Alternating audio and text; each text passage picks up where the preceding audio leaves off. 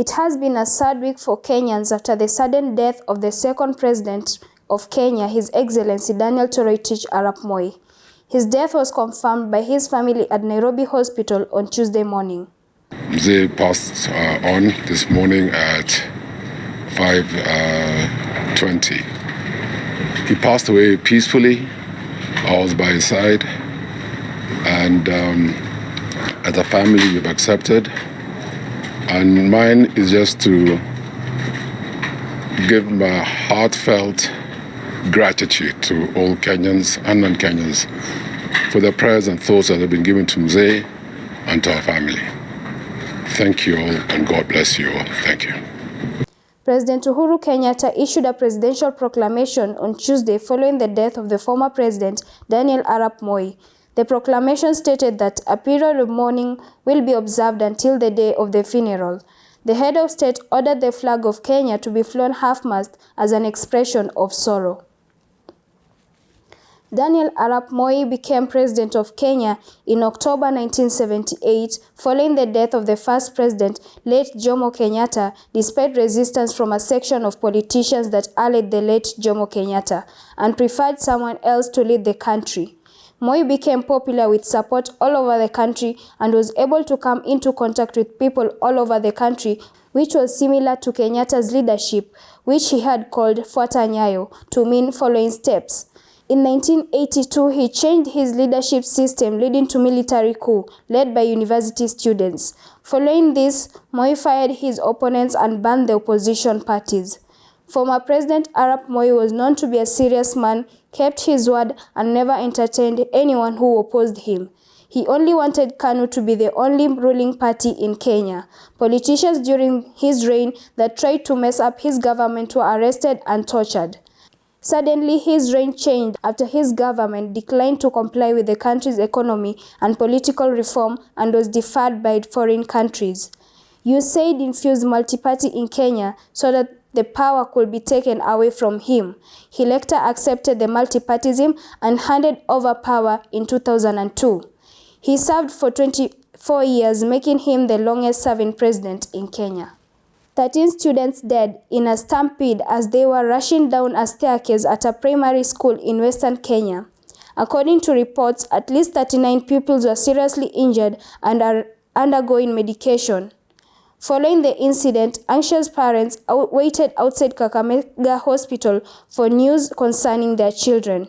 CS of Education George Magoha sends a message of condolences to the affected families and orders the school to be closed for a period of 1 week to allow for space for investigation. And the first point I want to state very clearly again is that I bring the condolences of His Excellency President Uhuru Kenyatta, the entire cabinet of this republic, and by extension, the entire government. Children are gifts from God, and the loss of one is painful enough. We therefore share the pain that this community is going through. I want to state once again that I'm very familiar with this school. I was in this school less than 2 months ago, and I inspected the school. It is one of the finest primary schools in the Republic. It is also led by some of the finest teachers, including the head teacher.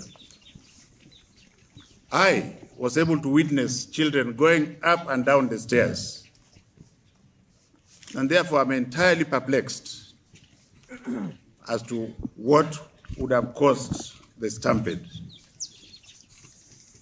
And as a Christian, I would want the truth at whatever cost.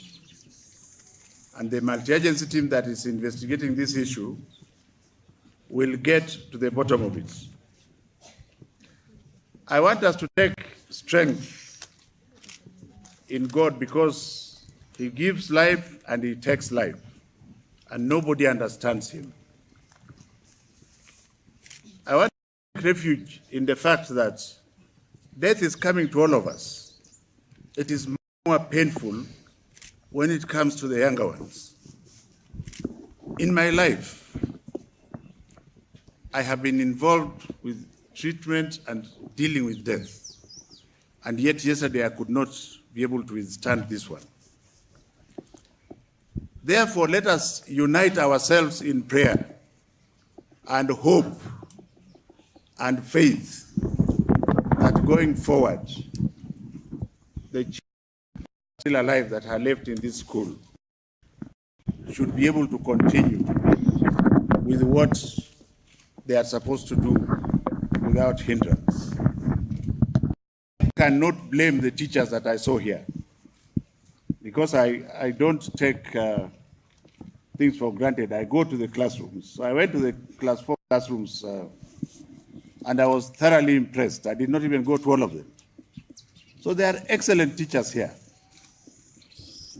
There is nobody, including my most humble self, that is perfect.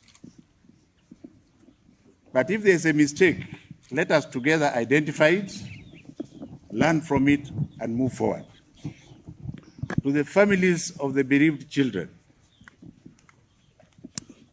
you cannot be consoled. Only God may console you.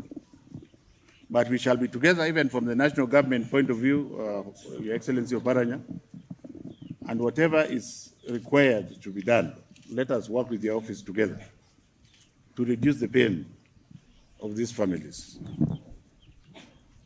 We have decided as a group that our children should rest for the rest of the week. Please let us allow the children to rest for the rest of this week. We are going to establish openings here for counseling for all affected, the children, the parents, and the teachers. And by the grace of God, on Monday, after a thorough assessment, by which time we shall have known what has taken place. At least 38 people have been killed after two avalanches hit the people in eastern Turkey. Rescue efforts were put on hold for fear of a third avalanche. The operation, involving more than 700 personnel, is expected to continue on after inspections. The recovery is being led by Turkey's Disaster and Emergency Management Authority. And in sports, all roads lead to Machakos, where the country will host the Eastern Regional Finals of the Chapa Dimba na Safaricom Youth Tournament. The matches will be played today for the semi-finals, where the finals will take place tomorrow at the Kenyatta Stadium.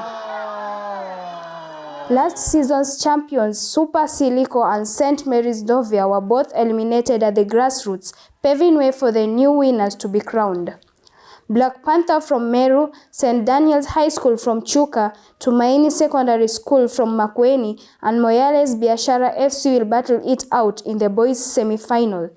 Chapa Dimba na Safaricom is one of the few tournaments where, despite the outcome of the game, the teams walk away feeling victorious.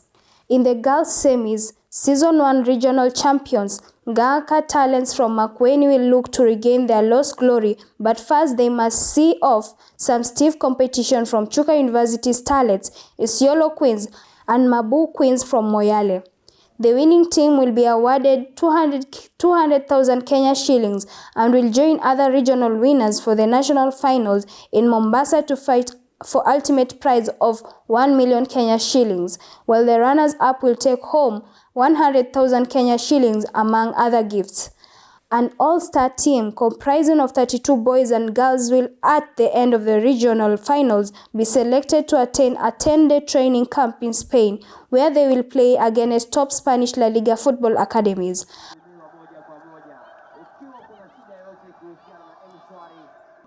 On other sports, the Kenya Commercial Bank Safari Rally, which is a 2-day event, was flagged off today at Earth River, Kajiado County. This is a 2-day event and ends tomorrow.